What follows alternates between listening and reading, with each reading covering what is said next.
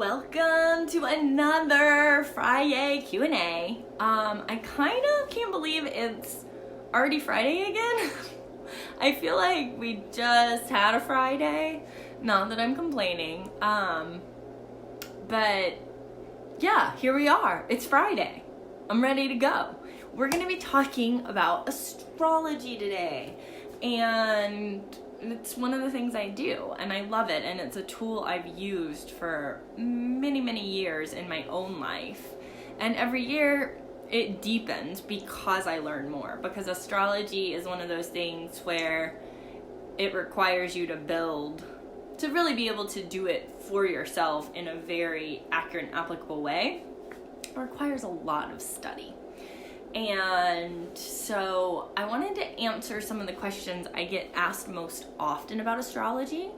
But of course, if you have your own questions, post them below or message them to me, and I'm happy to answer them. But I wanted to dive in today to discuss some of the things that come up. There's so much with astrology, and I actually am not an expert, and I'm not going to be able to answer all the astrology questions, but I can point you to some amazing astrologers who probably can answer them. But I'm going to tackle the questions that I'm able to tackle today. And we're going to go quick, because I have clients today earlier than I normally do, because I had a scheduling thing because it's Mercury Retrograde, which we're going to talk about Mercury Retrograde. So I've got to knock a whole bunch out in 30 minutes. All right, let's go. So my name is Leah. Among many things that I do, I am an astrologer, and it took me a while to feel comfortable calling myself that, because like most of the things I do professionally, it actually started as just a hobby and a personal practice. I got a book on sun signs, which is the sign most people know. That is the sign that is based on just your birthday. I was born in August, in the middle of August, and I am a Leo. And so I got a book on sun signs that was just, I found it at the bookstore. It's not by a particularly well-known astrologer, because there's some names. If you start actually learning about astrology, you'll see some big names popping up over and over again. This was by someone, I don't even really remember the book or who it was by. It was just this little book with a purple cover, and it had little caricatures for each sign that I can still see. Like when I think about the signs, I see these caricatures. And so I started just learning about my sun sign and learning about the sun signs of the people in my life. And I could tell that some people really embodied their sun sign and some people didn't at all. And so, like many people, I had a healthy skepticism. I was like, I don't know how accurate this astrology stuff is, because sometimes I read my horoscope and it's spot on, and other times I'm like, that's so vague, that could apply to anyone, or that just doesn't apply to me at all. And I knew people that were Aquarius that didn't act like an Aquarius should act at all. I knew people that were Scorpio that didn't come across as very Scorpio. And so I was kind of like, this is interesting. And I could see a lot of Leo in myself. As I learned more and more about astrology in the years to come, I understood why I was more Leo-like than other Leos. And it's because I don't just have my sun in Leo. It's because I have my North Node and my Mercury in Leo as well. And because I'm Sag rising, and that adds a little extra fire. So even though Sag and Leo are different, they're both fire signs. And so I'm going to embody more of those Leonine traits and more of that kind of fire energy than someone that doesn't have those same placements. So it started with just a curiosity. And I started learning about sun signs. And then when I got a little bit older, I met a friend who was studying astrology. And he was the first person to pull my natal chart.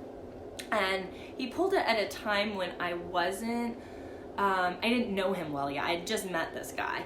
And he knew things about me that I was like, that's weird. Like, how could you know something so specific about me?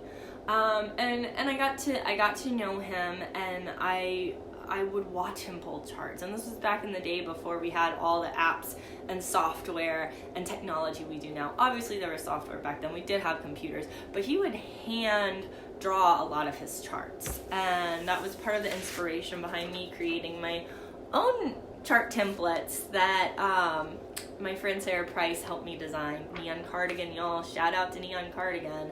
Awesome, because there's something about actually drawing your astrology that really helps you learn it more. So that's one of my tips. If you really want to learn your astrology, you need to be writing things down. You need to be engaging with it. Don't just read stuff. Like, actually keep a journal, write stuff down, because it's so much information.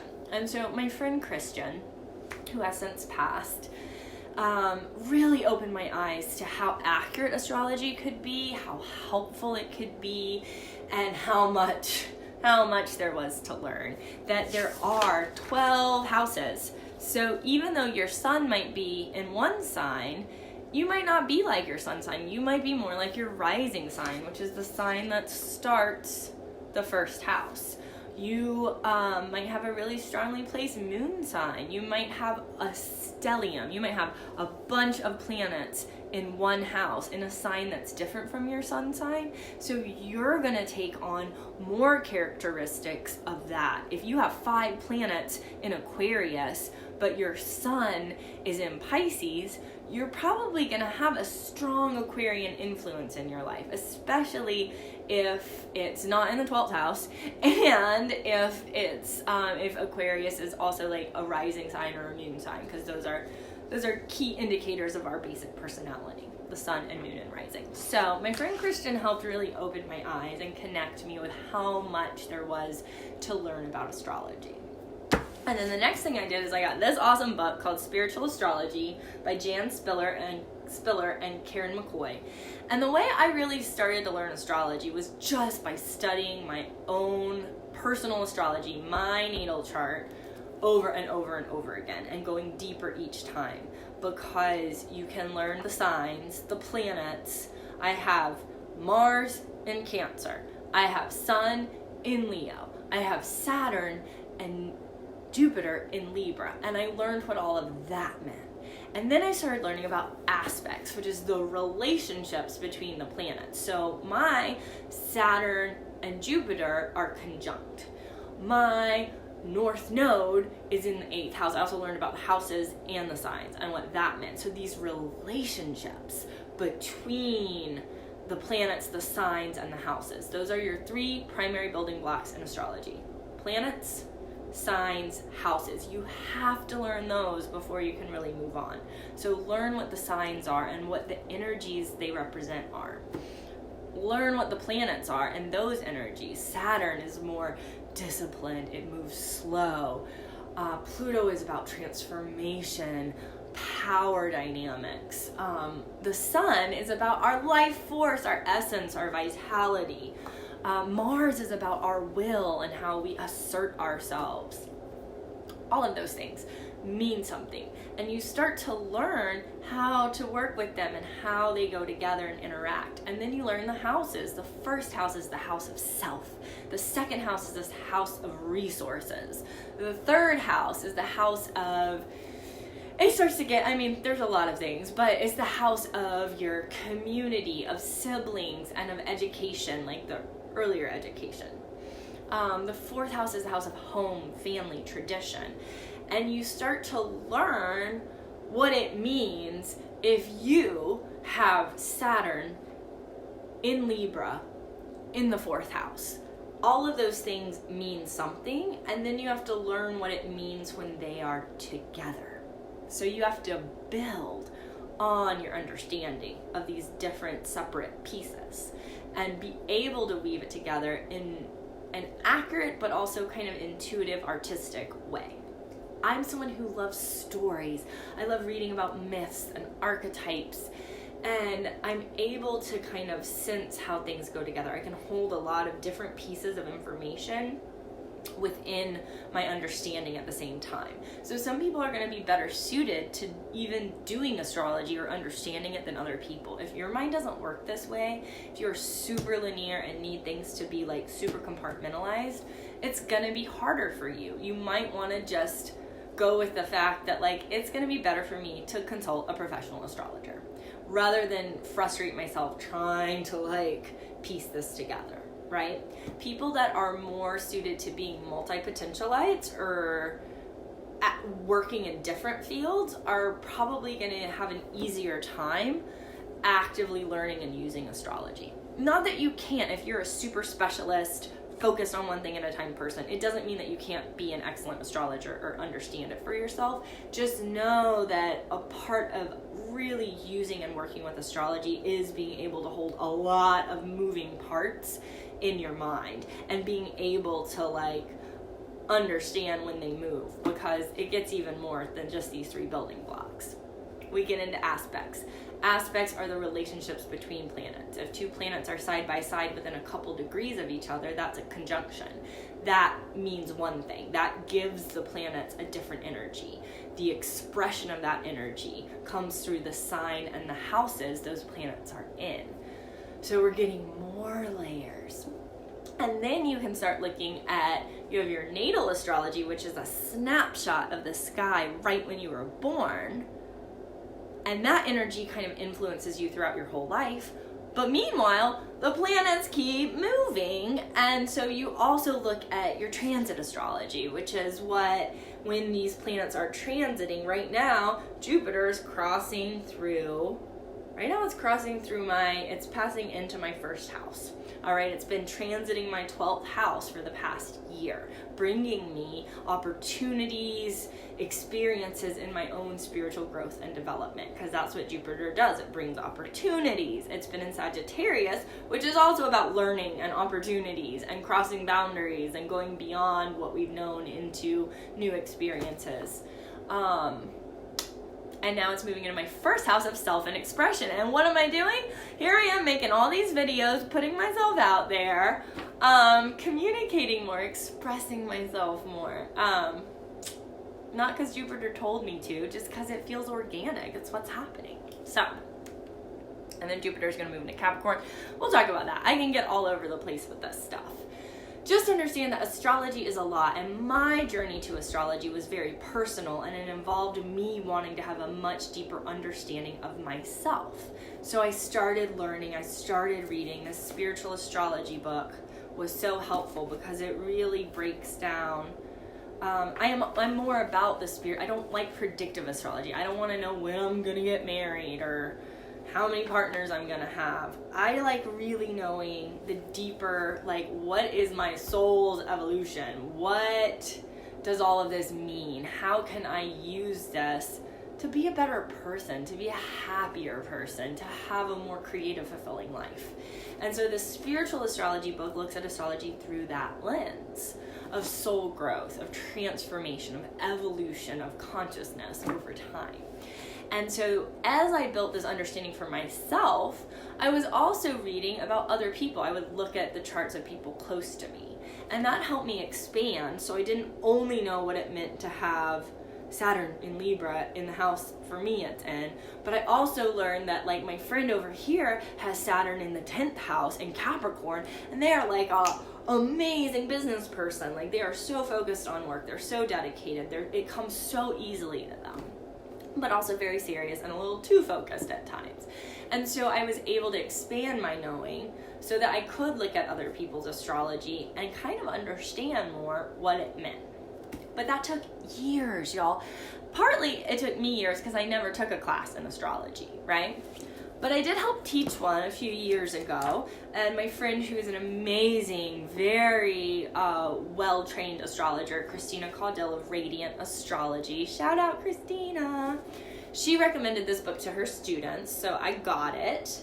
And it is Llewellyn's Complete Book of Astrology, the easy way to learn astrology. And she was offering a course in like understanding like the basics of astrology and the natal chart. And it's really good. It's a good book. It's not the best, but it's great if you're just starting out. and you don't want to learn in this piecemeal, very slow over the years way I learned, it's a good way to go like hard and fast into the basics of astrology, okay? And learn how it all goes together. It breaks it down into all those different building blocks I talked about, and then helps you weave them together. So if you're someone that learns better that way, I recommend this complete book of astrology. I've also peeked at that Astrology for Dummies book, in that line of books, and that's actually a really helpful, it's pretty good. I mean, again, not the best out there, but it's pretty good. Another author I really like is Robert Hand, kind of a super classic astrologer. There he is. This one, he has tons of books out. I really like his book for composite astrology, which is one of the types of relationship astrology that's out there. And so I also got his horoscope symbols book. But most of his books are really good. Robert Hand, I like him. And then focus on what you're interested in. If you want to learn astrology, make it applicable to you. If you're really connected to the moon, if you want to work with dark goddesses and asteroids in your chart, if you have a lot of 12th house stuff, this is a book. Christina also recommended this one to me, and I love it. It's called Finding Our Way Through the Dark by Demetra George, and she's another really awesome astrologer that I like, and that has a lot of great resources. This book is designed kind of like a workbook.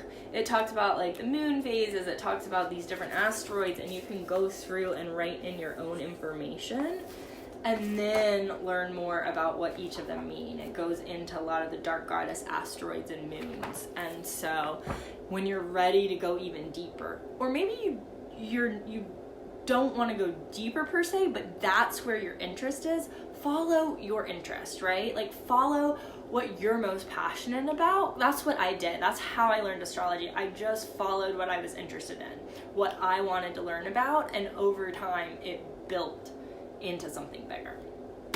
So that's like the basics of learning astrology, and how kind of my journey with it. But you can also go sign up for an astrology class. There's tons of them out there. There's online classes. Chani Nicholas is an astrologer I love, and she offers these great, I've signed up for a couple of her little PDF courses that I like, that are good. But it's easier to break it up into smaller parts rather than think you're gonna just understand astrology all at once, because it really, understand that it is a lot to learn. And so start with what you're interested in and build from there. There's so many resources out there these days. Yay, internet. So I wanted to talk also, and if anyone has questions, just shout out. But I wanted to talk about what Mercury Retrograde is, because that's a big question I've been getting, especially right now, because we're in a Mercury Retrograde. Pause, coffee. Coffee. Okay, Mercury Retrograde. One thing to know about Mercury Retrograde is that Mercury is not in retrograde. We don't say that. If you're an astrologer, you don't say that. Mercury is retrograde.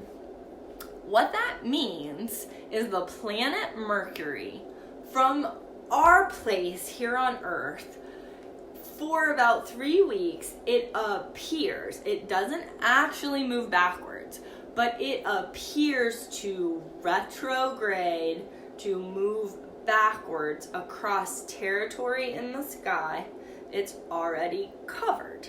So it's going back through Scorpio. So it was going through Scorpio across the sky. Here's like, pretend, look, I got stars right here. Pretend this is the Scorpio constellation, okay? And here comes Mercury. Zoom, zoom, zoom, zoom, zoom, zoom, zoom, zoom, zoom. Wait, it needs to go this way. Zoom, zoom, zoom, zoom, zoom. And then it stations retrograde. And not really. The planets don't really move backwards. But from, here's Earth. My head is Earth. From here on Earth, it looks like it goes back. And it crosses territory it's already passed. So what does that mean? So know that all astrology that we do is based on the calculation of what planets are doing from our Earth perspective, okay? So some people, there's a lot of like misinformation flying around about astrology. Like there's extra signs and there's an extra like zodiac sign and there's all this stuff. No, There's not. There's thousands of constellations in the sky, but we have 12 that have been set aside to be our zodiac. Okay? It doesn't mean that planets aren't also moving through 5 other constellations at the same time, because they are. But we're using a specific lens. Just like when I use tarot, I'm using 78 cards specifically to represent different energies, and I work with those energies. I work with the energy of the Hermit. Could I make 200 other tarot cards? Could I make the Lion and the Goddess and da da da da? I totally could, and we could work with that too, but we don't. We take the 12 signs of the zodiac, which are connected to 12 constellations in our sky, and we work with them. It's all based on what we observe and calculate from our position on Earth. So I'm hoping this is making sense, because sometimes I'm not the best at explaining things. So when Mercury is retrograde, it appears to be moving backward. It's not actually moving backward, but it appears to be. And so from us on Earth, we say Mercury is retrograde, and it retrogrades through sometimes just one sign. Sometimes if it's, each sign has 30 degrees. Sometimes if it goes into a new sign, it might retrograde back into the sign before it. So let's say this isn't happening, this Mercury retrograde, but sometimes this happens where it went from being at 28 degrees Libra, it moves into like 3 degrees Scorpio, and then it moves back over Libra. Okay? That can happen. So sometimes a Mercury retrograde will go through more than one sign. This Mercury retrograde is just going through Scorpio, and then it's gonna station direct and look like it's moving forward again. All right? Mercury retrograde. Mercury is the planet of travel, technology, communication, information, ideas. So when it retrogrades, that stuff can go a little haywire. We can have miscommunications, travel and transportation issues, technology tends to like go kaput or on the fritz. It doesn't have to, but it might, because a Mercury retrograde time is about slowing down and coming with it. Oh, Lindsay says hi. Hi, Lindsay. I'm sending love and aloha to Hawaii. I love you. So Mercury retrogrades are times you don't need to be scared of them. People are like, oh my God, I can't take this job. I can't sign this contract. I can't sign a new lease on my apartment because it's Mercury retrograde. No, I mean, don't stop living your life. Mercury's going to be retrograde. It happens 4 times a year for at least 3 weeks out of the year, and that's not counting its shadow phases 2 weeks before and after. So literally almost like half the year, a third of the year, Mercury is retrograde. It doesn't mean you have to stop living your life, okay? It just means you need to slow down a little bit, be a little more careful, pay a little more attention to detail, and be more focused on yourself, okay? On what's happening for me internally, what feelings are coming up for me. When you try to be too external, that's when the energy can get a little like, blah. And you will find, and this has been charted and documented, this is not just me saying it, during Mercury retrogrades, there are more incidences of transportation problems, communication issues, technology, snafus. So just be extra careful that you're not accidentally sending nudes to your grandma or something, okay? There's also the thing that like we hear a lot, like you tend to hear from people from your past. A lot of people say your exes. It's not just exes. You might reconnect. It can be a really positive thing. With Mercury retrogrades, you can connect with old friends. If there's something that's been unresolved or something necessary for your continued growth, for your continued learning, or some resolution that's needed so you can move forward with greater peace and freedom in your life, those opportunities tend to appear during Mercury retrograde. So it isn't surprising to hear from people from your past. And it doesn't have to be a negative thing. Obviously, if it's someone who's toxic or you don't want to be in contact with, don't engage. Just put them on block. It might just be that. It might just be you needed to like be really clear on, oh, remember this boundary? Like, I need a boundary here, or I would like to reinforce this boundary I have. Mercury helps us reinforce those boundaries for ourselves. So that's a little bit about Mercury retrograde. Don't freak out. Don't feel like you have to put your life on hold. Just slow things down. Be a little more careful. Be a little more self-reflective during the Mercury retrograde, and it can actually really support you on your journey and in your life. All right? All right. And sometimes you're just gonna like get mad because your computer won't start, or my phone's been doing this weird thing where like I'm not getting messages until like hours or sometimes a day later right now. It's just Mercury retrograde doing its thing. All right? I'm just going with it. I accept, and I try not to get too frustrated, and I just go with it because like it's creating more time and space in my life for me to deal with me and stuff I need to be dealing with. So that's a little bit about Mercury retrograde. I did want to talk about birth time, okay? Birth time is really important to accurate astrology. It's so important because some of the positions of houses or points in your chart will shift even by an hour difference. All of the houses can shift. If your birth time is wrong, and so if you've had your chart pulled, or if you've looked at your own astrology and it's not really resonating, even if, and this has happened for me before with clients, even if you've gotten the birth time from a birth certificate or your own parents insisting that, no, this is when you were born, parents are wrong a lot of the time, and sometimes even the birth certificate is off by as much as an hour. It's all done by people. People are fallible. They don't always get the time exactly right, okay?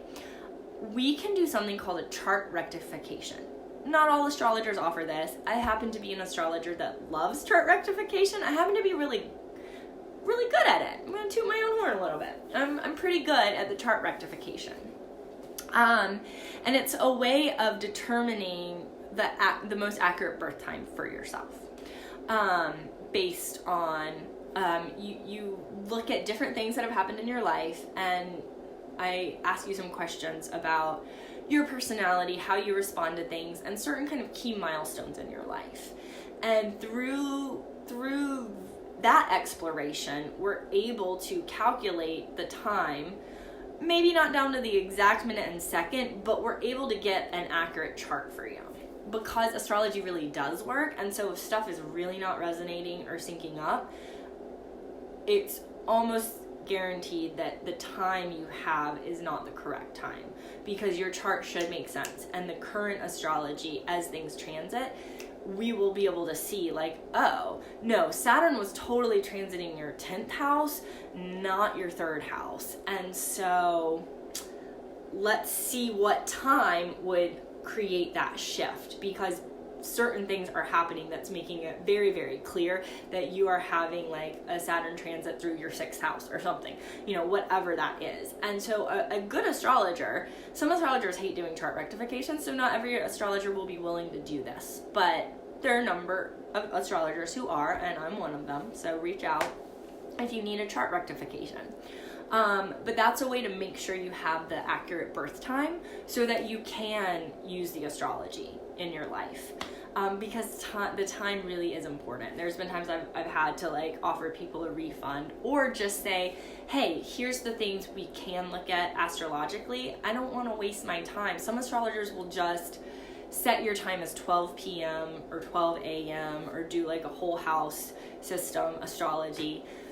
For me, I just like things to be really accurate. It's just more useful that way. I don't want to be giving people guesstimates with this stuff. So I am an astrologer that won't really read for you, or I'll only read the parts that we can be fairly certain are accurate. Like, I'll look at your sun sign, we'll look at certain part, like your north node, but we might not know for sure what house it's in. We can get pretty close, but I like to have an accurate birth time, and truly helpful astrology requires it. So don't be discouraged if you don't know what your birth time is, and don't be discouraged if astrology's kind of been a letdown for you and you still feel drawn to it.